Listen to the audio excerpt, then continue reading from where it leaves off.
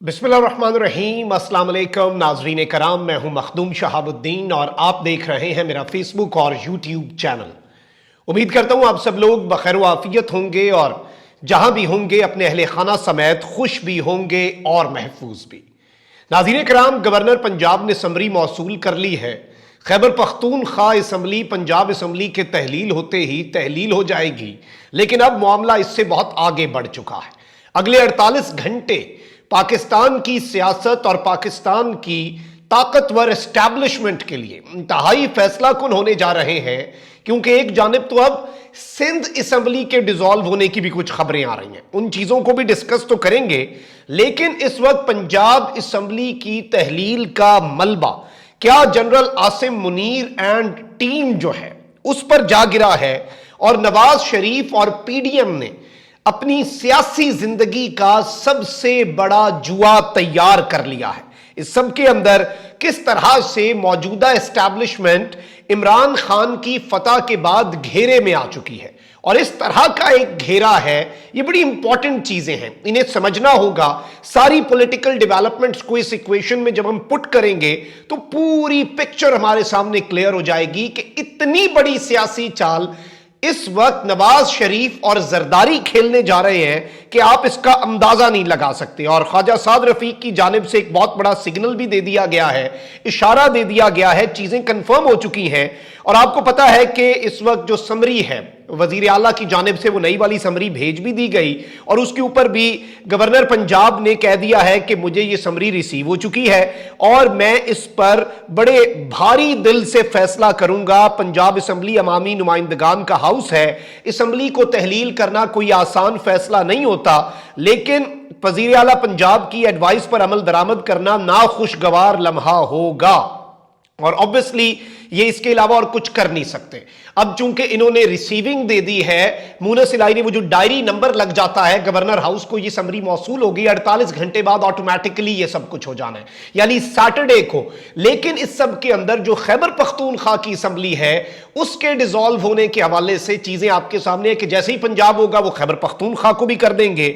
लेकिन केपी के सीएम से तमाम तर चीजें डिस्कस हो चुकी हैं। अब इमरान खान साहब जो है वो एक अलग मूड में आ चुके हैं, और जो इस वक्त पीटीआई के जराए हैं वो इस वक्त हमें ये बता रहे हैं कि इमरान खान ने कौमी असम्बली से इस्तीफों की मंजूरी को हतमी शक्ल देने की हिदायत कर दी है। इमरान खान ने हिदायत की है कि शाह महमूद कुरैशी, फवाद चौधरी, असद उमर और दीगर रहनुमा इस्तीफों की मंजूरी की हिकमत अमली तैयार करेंगे। पीटीआई के रहनुमा तहरीक इंसाफ स्पीकर कौमी असम्बली से राब्ते करेंगे और ये बेसिकली सबके सामने पेश होकर अपने इस्तीफे सामने आएंगे, और अगर ये इस्तीफे मंजूर नहीं होते तो ये सब यहां से सुप्रीम कोर्ट जाएंगे और अपने इस्तीफे मंजूर करवाएंगे। वैसे मैं इनसाइड स्टोरी भी रख दूं, चौधरीयों ने वफा की है, और जराए का कहना है कि आपको अब ये शक भी पड़ रहा होगा कि पहले एक समरी आई जिस पे डेट थोड़ी सी आगे पीछे थी, फिर मुनस साहब ने वालदे गिरामी से नई समरी साइन करवाई।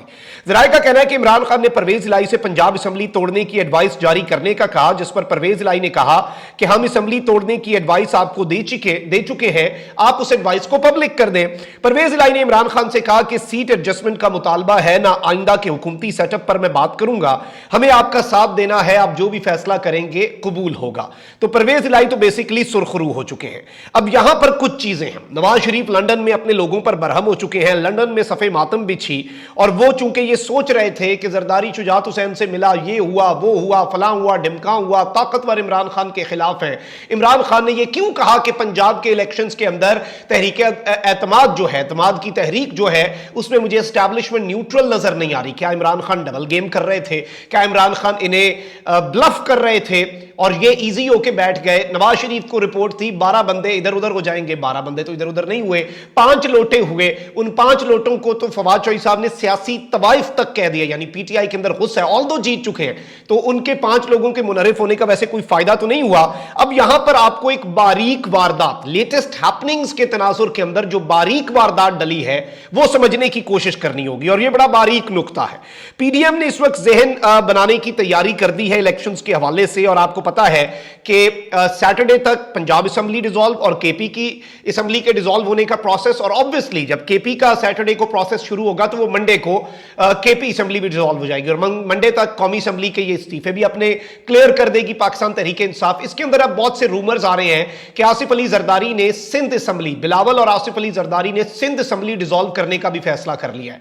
अब देखें कि ये last nail in the coffin of this current government होगा और ऑब्वियसली उसके बाद तो फिर शहबाज शरीफ साहब को भी असेंबली डिसॉल्व करनी पड़ेगी क्योंकि वो इलेक्शंस की तरफ जा रहे हैं। खान का मुतालबा तो माना जा रहा है, लेकिन अब यहां पर खान के साथ और जनरल आसिम के साथ एक वारदात हो सकती है पॉसिबली। एक तो ये ऑप्शन है कि शहबाज शरीफ साहब असेंबली डिसॉल्व ना करें कौमी असेंबली, उसमें फिर सदर एतमाद के वोट का कहेंगे, पीपल्स पार्टी पीछे हट गई, अगर वो सिंध असेंबली डिसॉल्व करती है तो शहबाज शरीफ साहब तो घर चले जाएंगे।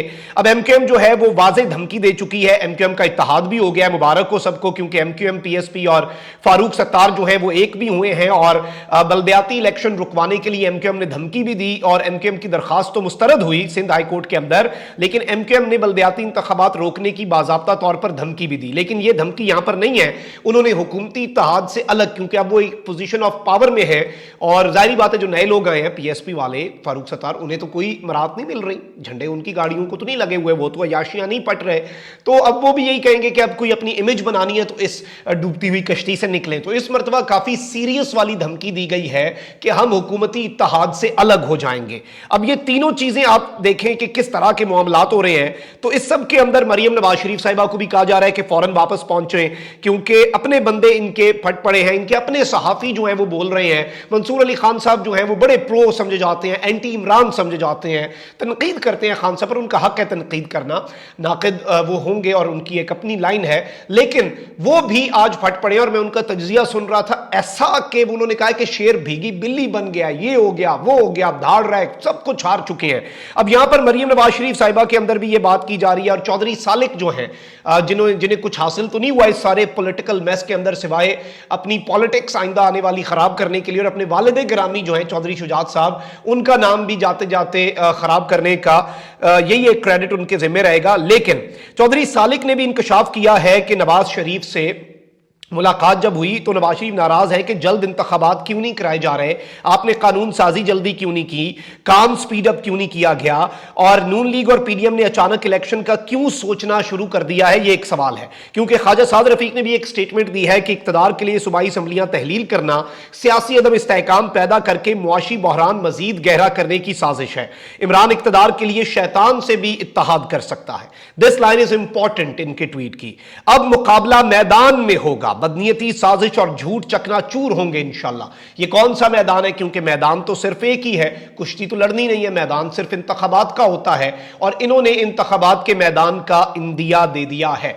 अब यहां पर एक चीज समझें, इस वक्त कौन ये कह रहा है कि एस्टैब्लिशमेंट उसके खिलाफ है? इमरान खान साहब कह रहे हैं कि एस्टैब्लिशमेंट मुझे दूसरी साइड पर नजर आती है और अपेरेंटली तो यही समझा जा रहा है कि एस्टैब्लिशमेंट इमरान खान साहब के मुखालिफ खड़ी है। वो नहीं चाहेंगे कि इमरान खान भारी मैंडेट लेकर आए, इमरान खान हाथ में हथौड़ा लेकर आए और इमरान खान जो है वो आकर हमारी जो ताकत है और हमारी जो अथॉरिटी है उसे चैलेंज कर दे। कोई भी ऐसा नहीं चाहेगा, वैसे बाय द वे कोई भी ताकतवर ये नहीं चाहेगा कि उसकी ताकत को कोई कंटेन करे। क्या एस्टैब्लिशमेंट ने इमरान खान को गिराने के लिए कोई जोर नहीं लगाया? पिछले 8-9 महीने के अंदर आपके सामने है चीजें, हर हरबा अपनाया गया और आज के दिन तक जो एक सिचुएशन लेमैन को समझ आती है वो यही है कि एक जानिब एस्टैब्लिशमेंट है और दूसरी सफ में पाकिस्तान तहरीक इंसाफ और इमरान खान है। और ये पिछले 9 महीने की तो कम से कम रियलिटी ये रही है मौजूदा सेटअप के हवाले से, अपने लोगों को कंसर्न्स होंगे। अब ये वो वक्त है जब इमरान खान को हराने के लिए एस्टैब्लिशमेंट को पीडीएम के साथ मिलाया जाए और इस कॉन्टेक्स्ट में इसे देखा जाए। लोहा गर्म है, नवाज शरीफ इस वक्त एक बहुत बड़ा जुआ खेलने जा रहे हैं। ऑल्दो उन्हें यह भी शक है कि क्या एस्टैब्लिशमेंट पंजाब में एतमाद के वोट में बेबस थी या फिर एस्टैब्लिशमेंट ने हमारे साथ डबल गेम कर दी, अंदर खाते वो अपना हाथ हटा चुके हैं, दस्ते शफकत हटा चुके हैं। ये दोनों चीजों पर नवाज शरीफ साहब डामाडोल हैं। लेकिन अब चूंकि पॉलिटिक्स एक ऐसे लेवल पर आ चुकी है कि नवाज शरीफ साहब को एक बड़ा सख्त फैसला लेना पड़ेगा। अब वो कह रहे हैं कि इस वक्त माहौल बना हुआ है कि इमरान खान बमुकाबला एस्टैब्लिशमेंट है और हमारे पल्ले तो नवाज शरीफ साहब ये सोच बैठे हैं कि कुछ नहीं रहा, लेकिन एस्टैब्लिशमेंट को इलेक्शन में खान के खिलाफ लड़वा दो, ये एक स्ट्रैटेजी है। अभी अच्छा मौका है, ये गोल्डन मौका है, इलेक्शंस का माहौल बन रहा है और इससे पहले कि इमरान खान के मामलात उनके साथ क्लियर हो जाएं, कम्युनिकेशन गैप जो है वो दूर हो जाए, तो एंटी इमरान नैरेटिव जो एस्टैब्लिशमेंट में पाया जा रहा है उसको एक्सप्लॉइट इनवाइट करें, हम फौरी इंतखाबात कर दें ताकि establishment should take care of Imran Khan और इसमें हम कोई अपना फायदा हासिल कर लें और इस चीज का हम फायदा उठा लें। अब यहां पर जाहिर बात है कि इमरान खान साहब के लिए मुकम्मल तौर पर माहौल सेट हो चुका है कि कंट्री जो है वो इलेक्शंस में जा रही है और इस वक्त एस्टैब्लिशमेंट को एक बहुत ज्यादा क्लियर डिसीजन लेना होगा। ये अब मेरी राय है, मेरा मशवरा है कि उन्हें अपनी न्यूट्रलिटी के ऊपर एक बहुत क्लियर कट स्टांस जो कौम को नजर आए। और क्योंकि इमरान खान साहब के साथ अच्छे रिलेशंस और वर्किंग रिलेशंस किए बगैर जाहिर बात है कि अगर दोनों फ्रीकैन का एतमाद नहीं होता और दोनों फ्रीकैन के साथ वर्किंग रिलेशन है, ये नहीं कह रहा सपोर्ट करें खान को या खान के खिलाफ, लेकिन उसके बगैर जो न्यूट्रल है वो अपकमिंग इलेक्शन के अंदर जो मौजूदा इलेक्शन आने वाले हैं तो उसमें न्यूट्रलिटी के ऊपर फिर सवालिया निशान लगा ही रहेगा। So it's up to general Asim Munir and his team. Chief जो है उनसे कौम को उम्मीदें तो हैं कि वो गुड टर्म्स इमरान खान साहब और पूरे नेशन के साथ और पूरी पॉलिटिकल जो इस वक्त गेम है उसके अंदर वो अपना क्या रोल रखते हैं। जाहिर बात है कि कोई ये नहीं कह रहे कि शीरो शक्कर हो जाए और बिल्कुल एक होके पॉलिटिकल इंजीनियरिंग, कतन नहीं, आईनी किरदार, कॉन्स्टिट्यूशनल किरदार, लेकिन एस्टैब्लिशमेंट रियलिटी है और एस्टैब्लिशमेंट एक रियलिटी है, वो प्रूव करे सारे स्टेक होल्डर्स को ताकि आइंदा कोई आकर इलेक्शंस के बाद कम से कम एस्टैब्लिशमेंट पर उंगली ना उठाए। और इस सब के अंदर कॉन्फिडेंस ऑफ पाकिस्तानी नेशन जो है वो इसी तरह से गेन हो सकता है, पाकिस्तान की कौम का जो एतमाद है वो इसी तरह से बहाल होगा। और इस सब के अंदर जारी बात है फिर दूसरा ऑप्शन तो यह है पीडीएम को जितवा दिया जाए, वो कौम कबूल नहीं करेगी, पॉलिटिकल स्टेबिलिटी नहीं आएगी जो इस वक्त मुल्क के लिए अल्टीमेटली मैं ये समझता हूं कि इससे ज्यादा इंपॉर्टेंट चीज पॉलिटिकल स्टेबिलिटी के अलावा कुछ नहीं है।